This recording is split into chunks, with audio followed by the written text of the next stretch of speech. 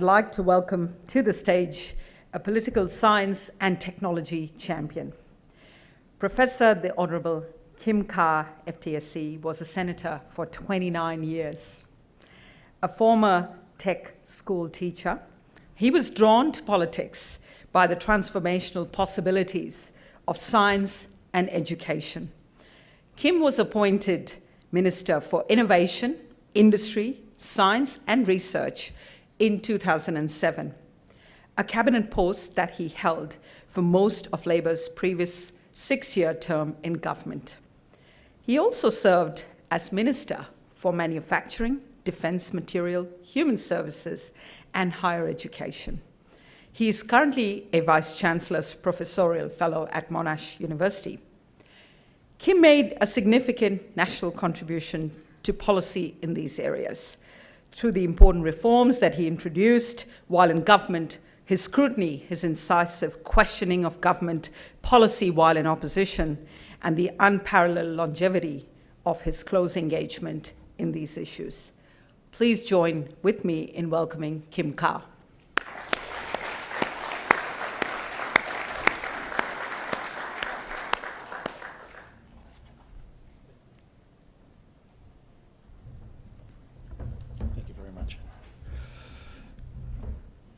ATSE President Hugh Bradlow, could I thank you and the board and the fellows of the Academy of Sciences and Engineering, Technological Sciences and Engineering.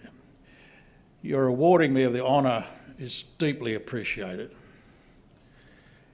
It will provide an opportunity to engage with you on policy questions that go to responding to the great challenges of our society. I subscribe to the view that our task is to influence policy and the directions of the country during these unsettling times.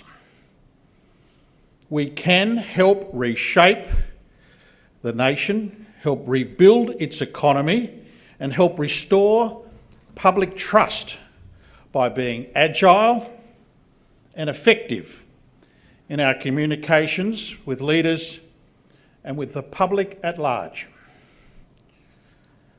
With a new government, we have new opportunities for the advancement of science and technological-based solutions. The authority and the expertise of scientists and technologists offers our people enormous opportunities. Opportunities to build capacity, to mitigate sovereign risk, to develop our natural assets for public benefit, to lift living standards and social well-being by contributing to technological and material progress, and by reducing inequality and expanding cultural understanding by expanding opportunities for social justice and for human rights. The research that you champion can foster social cohesion, improve the natural environment, increase psychological well-being, and encourage tolerance and advance democracy. You can counter misinformation, because good information, presented clearly, concisely, and persuasively, remains critical to good decision-making. The academies have an important opportunity to help restore confidence in finding solutions to our acute social, economic, and environmental challenges. Now, this can be done by authoritative, evidence-based, real-world solutions that restore faith in society's ability to build anew and to give voice to those that currently believe that the system does not work for them. The evidence is overwhelming. Across the globe, public confidence in institutions and traditional sources of information and advice has plummeted. All too often, the survey results tell us that people simply do not believe the media, business, politicians or public servants. Now, this is not just a matter for government. The effects run throughout all spheres, including business, the media and private organisations. And I might remind you that even scientists, who are generally understood to be objective and trustworthy, are not immune from this trend.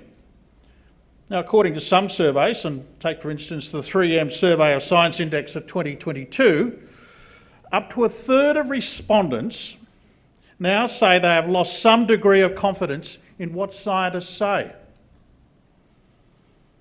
So despite the decline in public trust, however, I firmly believe that science, technology and engineering continue to have a key role to play in rebuilding a healthier level of public confidence. Can I endorse the remarks of Dr. Catherine Woodthorpe in today's financial review? It has not been sufficiently acknowledged in public debate that science and technology are key elements in advancing our national productivity. And I also say, though, that the base support is there to argue that case. So a proper study of how we might build our science, innovation and research system is long overdue. The fact remains, the research and development expenditure in this country has been declining in the last 10 years, while in other countries it has been growing prodigiously. And while the Shields review of the ARC's fitness for purpose and the Foley review into research priorities are welcome, these exercises by definition are insufficient to deal with the parlous state of Australia's innovation, science and research system. A system whose performance must improve if we are indeed to meet the challenges of the current generation. Australia's innovation, science and research system lacks cohesion, coordination or program scale when you compare it to other advanced industrial economies. Our research effort is fragmented across some 202 programs in 13 portfolios. And if we turn to business support, the Australian Council of Government has identified 552 business initiatives that aim to stimulate private investment. Now, the Commonwealth Department of Industry tells us that the industry simply does not know what programs are available to them, the administrative processes, and if I might use a somewhat quaint public service expression, they are regarded as being burdensome. And businesses are unsure of the coordination between Commonwealth and state grants. There is at least 12 active ARC schemes, 34 NHMRC schemes, 34 R&D in rural and other schemes. Then there are the CRCs, the trusts and the international grants, all with separate guidelines and application processes. We have the NCRIS, which has, 2.3 billion over 10 years. We have the Medical Research Future Fund, 5 billion over 10 years. We have the Defence Integrated Investment Plan, which by 2025-26 will be some $58.7 billion. Then there's the issues of research training, funding of research infrastructure, the role of basic and applied research, and the role of non-R&D innovation. And let's not forget our publicly funded research agencies like the CSIRO or AIMS. Australia's innovation performance lags behind our competitors, not just in terms of total investment, but in terms of scale of investment on individual projects, then in terms of the business coordination. I mean, the OECD since 2015 has been calling on Australia to develop a system-level ability for independent evaluation of the performance of our public investment so as we can assess the data. They're still waiting. Universities now, fund 34% of our research, business funds 53%, 16% is offset, of course, by the R&D tax concession. The states and territories and private non-profit fund about 3% each. The Commonwealth departments themselves fund some 7% in their own right. So basic research funding has now slipped, if you include all of the research funding, to 22% of total.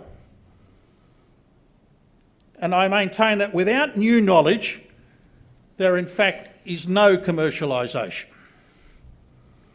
Yet in terms of commercialisation, it's often argued that responsibility for Australia's poor performance rests with the academics. To me, that's not an adequate explanation of the shallowness of our relationship between the different elements within the innovation system. Academics are not failed entrepreneurs. They have, by and large, chosen to pursue university life and perform a broader function than to just produce cut-price R&D departments for the private sector.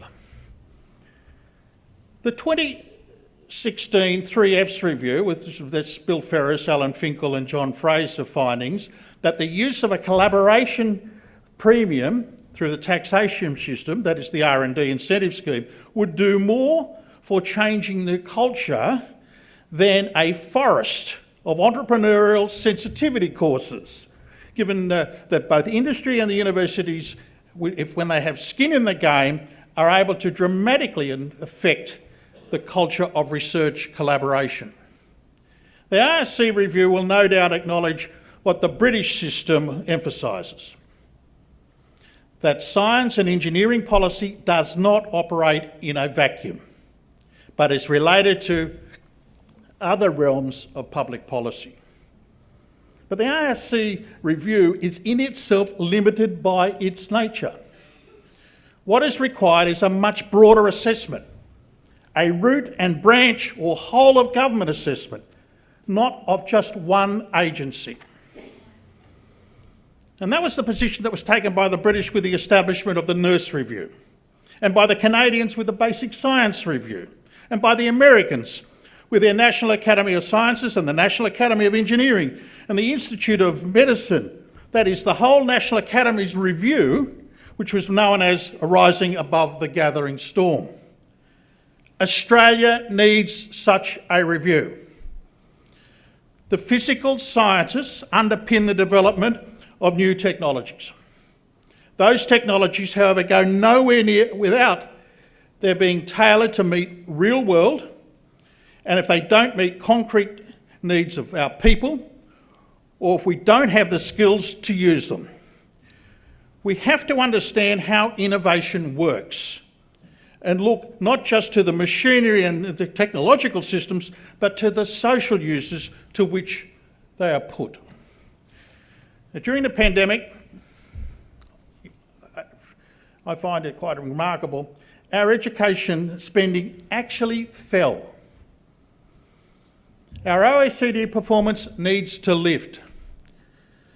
Our R&D performance needs to lift. The United Kingdom has an R&D target of 2.4% of GDP by 2027. Germany has a target of 3.5% by 2025. Labor has committed since 2014 to a target of R&D of some 3% of GDP by 2030. A comprehensive national whole-of-government review of our entire national innovation system can help us get there. And I thank you once again for the great honour you've bestowed on me, and I look forward to working with you to that objective. Thank you very much.